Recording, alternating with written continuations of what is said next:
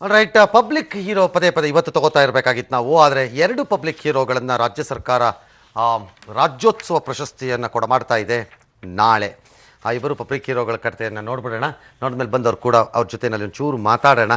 ಅದಾದಮೇಲೆ ಉಳಿದ ಸುದ್ದಿ ನೋಡೋಣ. ಆ ಉಳಿದ ಸುದ್ದಿಗಳ ಪೈಕಿ ನಾನು ಭಾಳ ಆತಂಕ, ಅದಕ್ಕಿಂತ ಹೆಚ್ಚಾಗಿ ತುಂಬ ತೀವ್ರವಾಗಿ ಗಮನಿಸ್ತಾ ಇರುವಂತಹ ಆನೆ ಸಿದ್ಧ ಚೇತರಿಸ್ಕೊತಿದ್ದಾನೆ ಅಂತ ನನ್ನ ಸಹೋದ್ಯೋಗಿಗಳು ಹೇಳ್ತಿದ್ದಾರೆ. ಆ ಸುದ್ದಿನೂ ನೋಡೋಣ. ಮೊದಲು ಪಬ್ಲಿಕ್ ಹೀರೋದು ಕತೆ.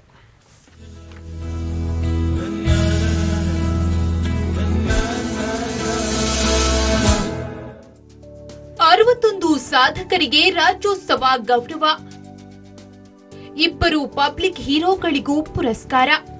ರಾಜ್ಯಾದ್ಯಂತ ನಾಳೆ 61ನೇ ಕನ್ನಡ ರಾಜ್ಯೋತ್ಸವದ ಸಂಭ್ರಮ.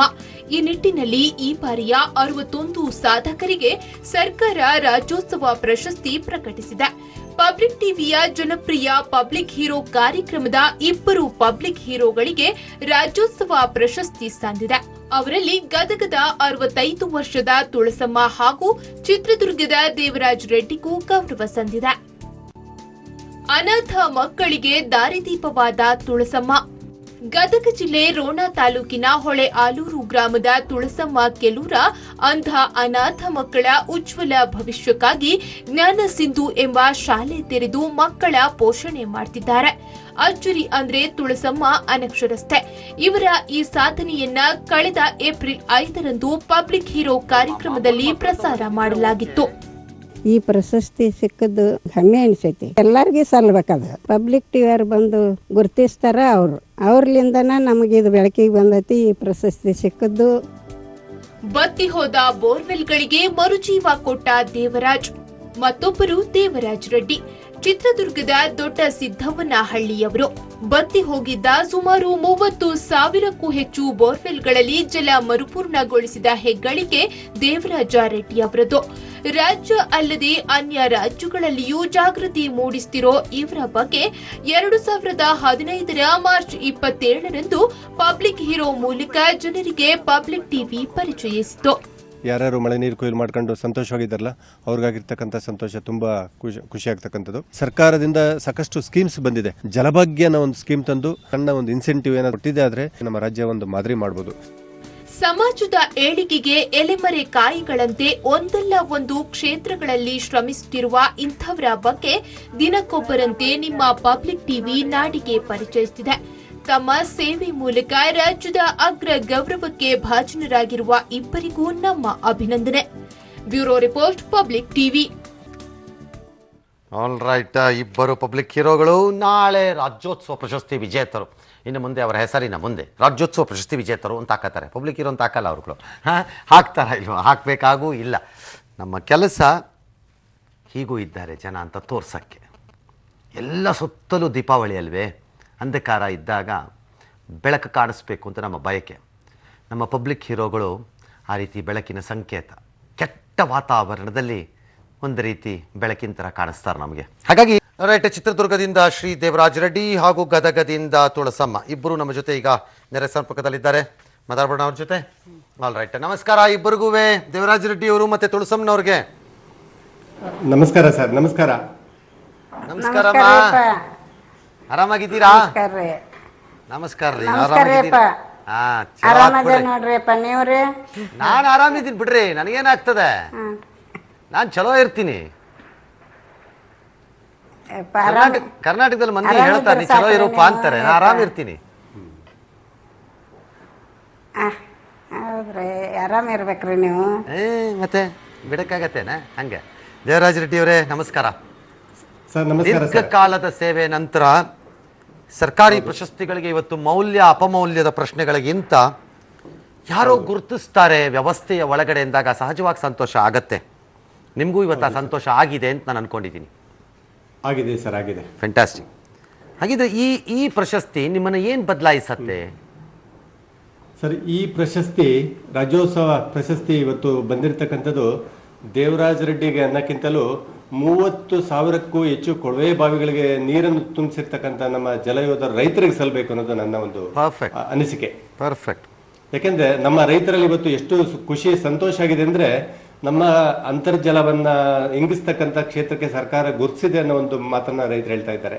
ಹಾಗಾಗಿ ಅವರು ಬೆಳಗ್ಗಿಂದಲೂ ಬಿಡುವಿಲ್ಲದೆ ಫೋನ್ ಕಾಲ್ಗಳಲ್ಲಿ ಬಿಸಿ ಮಾತಾಡಿಸ್ತಾ ಇದ್ದಾರೆ. ಹಾಗಾಗಿ ಈ ಪ್ರಶಸ್ತಿ ನಮ್ಮ ರಾಜ್ಯದಲ್ಲಿ ಜಲವನ್ನು ಗೆದ್ದಂತ ರೈತರುಗಳಿಗೆ ಸಲ್ಲಬೇಕು ಅನ್ನೋದು ನನ್ನ ಉದ್ದೇಶ. ಫ್ಯಾಂಟಾಸ್ಟಿಕ್.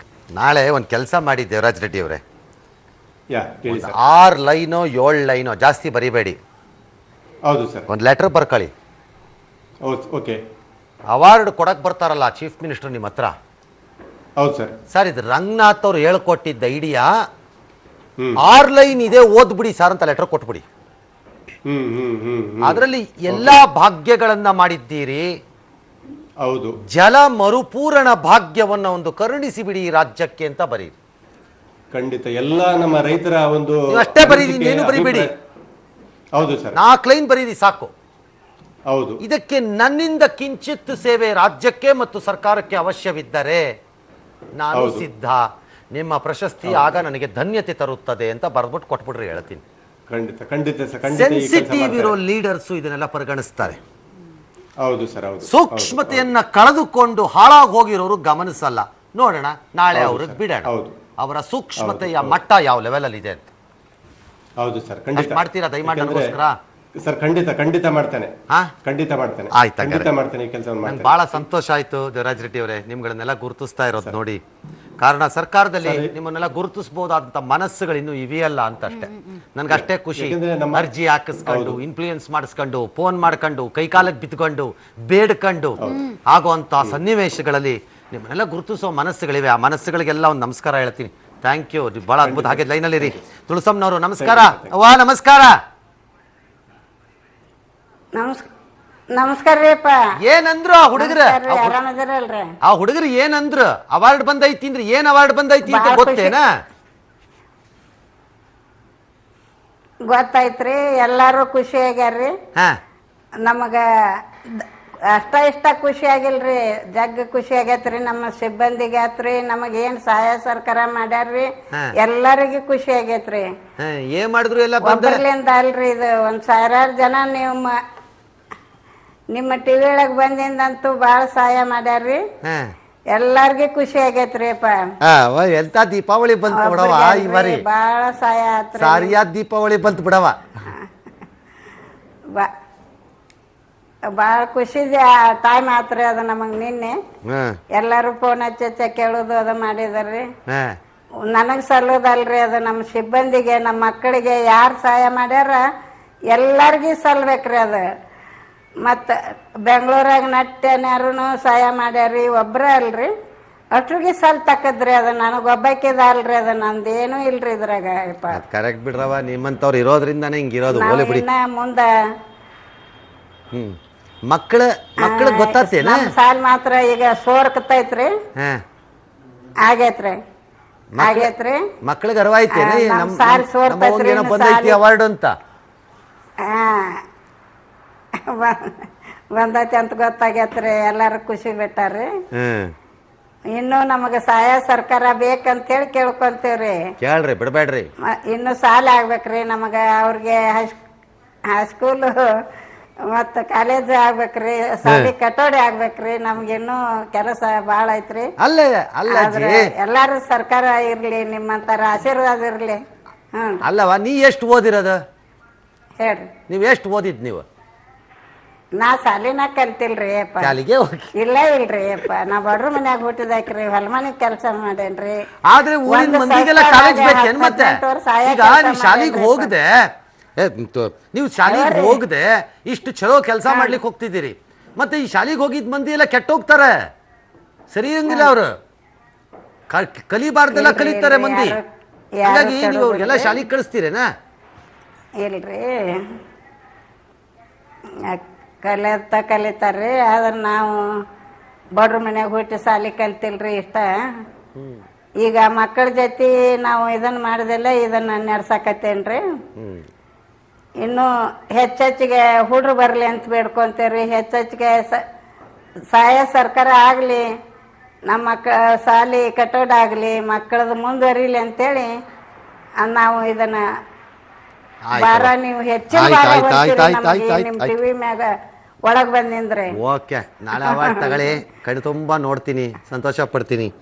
ದೇವರಾಜ್ ರೆಡ್ಡಿ ಅವರೇ, ಸಾಮಾನ್ಯವಾಗಿ ಪ್ರಶಸ್ತಿಗಳನ್ನು ಕೊಡುವಂತಹ ಕಾರ್ಯಕ್ರಮಗಳನ್ನು ನೋಡೋ ಅಭ್ಯಾಸ ನನಗಿಲ್ಲ. ಆದರೆ ನಾಳೆ ನೀವಿಬ್ಬರೂ ಇರ್ತೀರಿ ಅನ್ನೋ ಕಾರಣಕ್ಕೆ ಆ ಕಾರ್ಯಕ್ರಮ ಒಂದು ಸ್ವಲ್ಪ ಹೊತ್ತು ಕುತ್ಕೊಂಡು ನೋಡ್ತೀನಿ. ನೀವಿಬ್ಬರು ತಗೊಳ್ತೀನಿ ಹಂಗೆ ಅಂದ್ಬಿಟ್ಟು ಪಾಪ ಉಳಿದವ್ರಿಗೆಲ್ಲ ಸರಿ ಇಲ್ಲ ಬಂದಿರೋದು ಅಂತಲ್ಲ. ನಿಮ್ಮಿಬ್ಬರ ಬಗ್ಗೆ ಸಹಜವಾಗಿ ನನಗೊಂದು ಹೆಚ್ಚಿನ ಪ್ರೇಮ ಪ್ರೀತಿ ಇರುತ್ತೆ. ನೀವಿಬ್ಬರು ಅವಾರ್ಡ್ ತಗೊಳ್ಳೋದನ್ನ ನಾನು ಕಣ್ಣು ತುಂಬ ನೋಡಬೇಕು, ಸಂತೋಷ ಪಡಬೇಕು. ಕಾರಣ ನೀವಿಬ್ಬರು ಇಂತಹ ಸಾವಿರಾರು ಹೀರೋಗಳಿಗೆ ಸ್ಫೂರ್ತಿಯಾಗಬೇಕು ಈ ರಾಜ್ಯದಲ್ಲಿ, ಅವರವರ ಕ್ಷೇತ್ರದಲ್ಲಿ, ಅವರವರ ವಿಭಾಗಗಳಲ್ಲಿ, ಅವರವರಿಗೆ ತೋಚಿದಂತೆ, ಅವರವರಿಗೆ ಆದಷ್ಟು. ಯಾವುದಕ್ಕೂ ಇತಿಮಿತಿ ಬೇಡ, ಇಷ್ಟೇ ಆಗಬೇಕು ಅಂತ ಬೇಡ. ಅದಕ್ಕೆ ನೀವಿಬ್ಬರು ಸ್ಫೂರ್ತಿ ಆಗ್ತೀರಿ ಎಂದಿನಂತೆ ಅಂತ ನಾನು ಅನ್ಕೋತೀನಿ. ನಿಮ್ಮಿಬ್ಬರಿಗೂ ಒಳ್ಳೇದಾಗಲಿ. Devaraj Reddy, thank you sir. God bless you. Thank you. ಅವ್ವ ನಮಸ್ಕಾರ. ಥ್ಯಾಂಕ್ ಯು ಇಬ್ಬರಿಗೂ. All right. ಬ್ರೇಕಿಂಗ್ ನ್ಯೂಸ್ ಅನ್ನೋದಕ್ಕಿಂತ ಇದು ನಿಜಕ್ಕೂ ಒಂದು sad news, shocking news. Kallappa Handibag ತಮ್ಗೆಲ್ರಿಗೂ ಗೊತ್ತಿರಬಹುದು ವೀಕ್ಷಕರೇ. ಕಲ್ಲಪ್ಪ ಹಂಡಿಬಾಗ್ ಆತ್ಮಹತ್ಯೆಗೆ ಶರಣಾಗಿದ್ರು. ತುಂಬಾನೇ ಸದ್ದಾಗಿತ್ತು ಆ ಆತ್ಮಹತ್ಯೆ ಪ್ರಕರಣ. ಅವರ ಸಹೋದರ ಈಗ ನೇಣು ಬಿಗಿದುಕೊಂಡು ಆತ್ಮಹತ್ಯೆ ಮಾಡಿಕೊಂಡಿದ್ದಾರೆ. ದುಬಾರಿ ವಾಚ್ ಗಿಫ್ಟ್ ಪ್ರಕರಣದ ನಂತರ ಯಾವುದೇ ಗಿಫ್ಟ್ ಸ್ವೀಕರಿಸಲು ಭಯವಾಗುತ್ತೆ ಅಂತ ಅರಮನೆ ಮೈದಾನದಲ್ಲಿ ನಡೆಯುತ್ತಿರುವ ಸುರಾಜ್ಯ ಸಮಾವೇಶದಲ್ಲಿ ಸಿಎಂ ಹೇಳಿಕೆಯನ್ನ ನೀಡಿದ್ದಾರೆ.